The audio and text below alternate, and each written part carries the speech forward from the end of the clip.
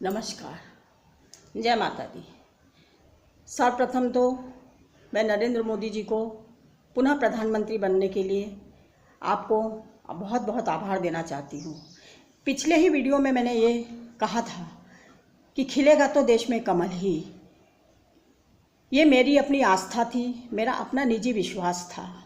400 पार या 500 पार तो मैं नहीं जानती, क्योंकि मैं उतनी दूर तक गणित नहीं कर सकती, लेकिन कमल खिलेगा ये मुझे पूरी उम्मीद थी, क्योंकि मेरा आत्मविश्वास था। ये सबसे पहली बात यह है कि कमल देश को मजबूती की तरफ ले जाएगा।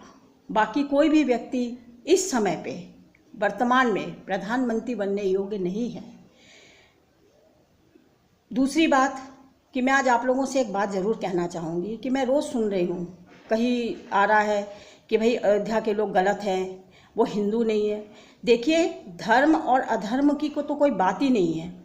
हम सब ऋषियों की संतानें हैं, हिंदुस्तान में हैं, और हिंदुओं को और किसी प्रमाण की ज़रूरत नहीं है कि वो सनातनी है कि नहीं है।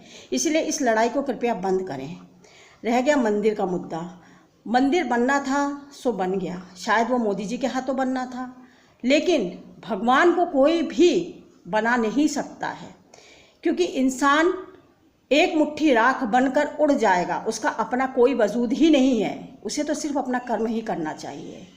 राजा राम वहाँ विराजमान है।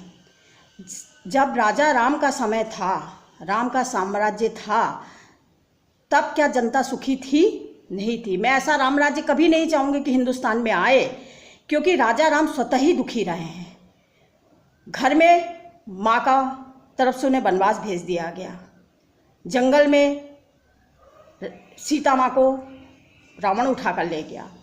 लेकिन रामायण के एक अध्याय में आप देखिए परिवार क्या होता है। मोदी जी ने कहा ये देश उनका परिवार है। बिल्कुल है, क्योंकि राजा के लिए हर प्रजा समान होती है, क्या हिंदू, क्या मुस्लिम, क्या सिख, क्या ईसाई। मोदी जी का एक नारा था, सबका साथ सबका विकास। सबका साथ का मतलब कोई जाति धर्म का नहीं होता है। हिंदुस्तान में जो भी है वो सभी सब साथ चलेंगे। मंदिर मस्जिद का मसला जो है वो अपनी तरफ रहने दीजिए मोदी जी, उस पर आप ना जाइए। अब रह गया अयोध्या की बात। अयोध्या श्रापित जगह है, जहाँ एक राजा को वनवास मिला, और जब उनका पुनः राज्याभिषेक हुआ तो माँ सीता को वनवास मिला। अगर राम राज्य फिर से आया तो फिर सोचिए कि क्या होगा। क्या हम सब माताओं बहनों को जंगल जाना पड़ेगा? क्योंकि आज तो हर माता बहनें खुलेआम पुरुषों के साथ काम कर रही है, राजनीति में आ रही है, टीचर बन रही है, स्कूलों में, बैंकों में, सब जगह महिलाएं हैं।